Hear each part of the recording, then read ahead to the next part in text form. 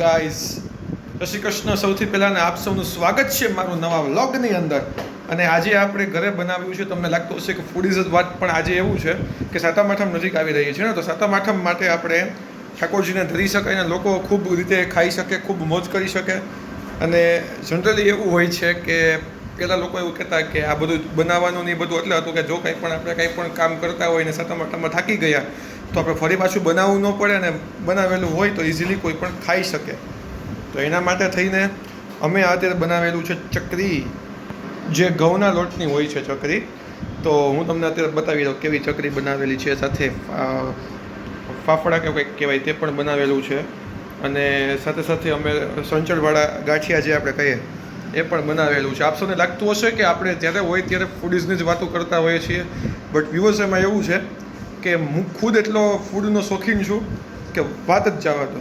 એટલે most of time તમને 99% આપણે એ જ જોવા મળશે, પણ ટ્રાય કરશું, કંઈક નવું લાવવાની ટ્રાય કરશું, પણ થોડું ઘણું વધારે વર્ક પણ હોય છે. હમણાં એક્ઝામ્સ નજીક આવી રહી છે, એ બધું કામ ચાલતું હોય છે, એટલે એના લીધે પણ આપણે થોડાક બિઝી હોય છે. તો જો હું તમને અત્યારે ઓરિજિનલ રીતે જે બનાવેલું છે, રેસીપી નહીં જણાવું, બટ તમને જે બનાવેલું છે ને ફોટો તમને હું શો કરી દઉં. તો જો ગાઈઝ, આ છે આપણી ચકરી બનાવેલી. આ ચકરીને આપણે ઘઉંના લોટની બનાવેલી છે, જેમ મેં તમને પ્રિવિયસલી જણાવ્યું તે મુજબ. હા, સાથે આપણે સૌથી ફેવરિટ અને બધાના ફેવરિટ શક્કરપારા બનાવેલા છે, એ પણ તમને હું શો કરી દઉં. જોઈ શકો છો કે આ શક્કરપારા કેવા સરસ બનેલા છે.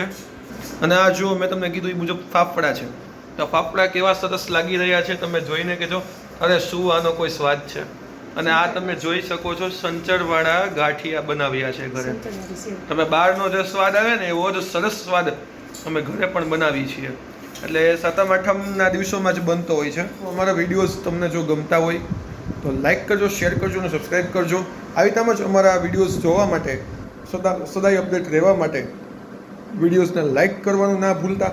અને ખાસ કરીને ભાઈ રિક્વેસ્ટ છે કે આ ચેનલને સબસ્ક્રાઈબ કરજો જ, કારણ કે આગળ જતાં અમે એવું વિચારી રહ્યા છીએ કે થોડું ઘણું જો શક્ય હશે, પોસિબલ હશે, તો બહાર ક્યાંક ગયા હશું ને ક્યાંક નાસ્તો કર્યો હશે કે એવું કંઈક હશે તો એના પર વિડીયો અમે જો લાવી શકશું તો લાવશું. કોઈ વાતનું ફૂલ ગેરંટી નથી કે આવશું જ, બટ ટૂંકમાં ટ્રાય કરશું લાવવાની વિડીયોની. તો ગમે તો અમારા વિડીયોઝ લાઈક કરજો, શેર કરજો, સબસ્ક્રાઈબ કરજો. સાથે સાથે પહેલી ચેનલ જે અમારી જે બનાવેલી છે શિવમ બ્લોગ્સ, એમાં પણ જોડાયેલા રહેજો. Thank you guys. જય શ્રી કૃષ્ણ.